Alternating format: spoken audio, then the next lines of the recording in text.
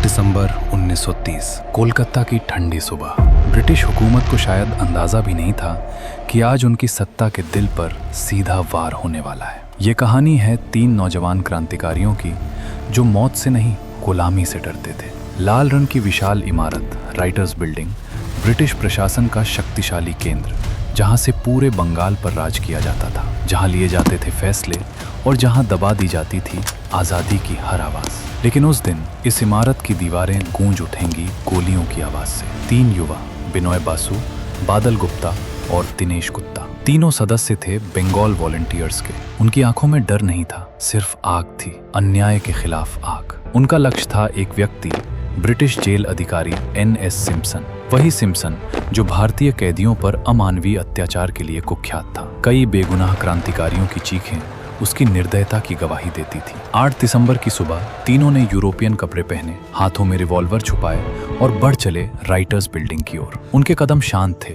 लेकिन दिलों में तूफान था। वे मुख्य द्वार से अंदर दाखिल हुए, किसी को जरा सा भी शक नहीं हुआ। लंबे गलियारे, टाइपराइटर की आवाज, अंग्रेज अफसरों की बातचीत, सब कुछ सामान्य था। फिर अचानक वो क्षण आ गया। कॉरिडोर में सिम्पसन दिखाई दिया, एक नजर इधर, एक नजर उधर, और फिर इतिहास बदलने का फैसला। गोलियों की आवाज गूंजी, एक के बाद एक, धड़ाम धड़ाम। अफरा तफरी मच गई, कागज उड़ने लगे, अफसर भागने लगे, चीखें गलियारों में गूंजने लगी। सिम्पसन वहीं गिर पड़ा। ब्रिटिश सत्ता के दिल पर सीधा प्रहार हो चुका था। लेकिन अब इमारत गिर चुकी थी, हर तरफ सशस्त्र पुलिस, बच निकलना लगभग नामुमकिन। तीनों जानते थे कि आज वापसी का रास्ता नहीं है। ये मिशन सिर्फ हमला नहीं था, ये बलिदान था। बिनोय ने खुद को गोली मारी ताकि दुश्मन के हाथों अपमानित न होना पड़े। बादल ने साइनाइड निगल लिया, एक शांत लेकिन अटल निर्णय के साथ। दिनेश घायल अवस्था में पकड़े गए, उनकी आंखों में दर्द था लेकिन पछतावा नहीं। कुछ महीनों बाद दिनेश गुप्ता को फांसी दे दी गई। फांसी का फंदा उनके गले में था,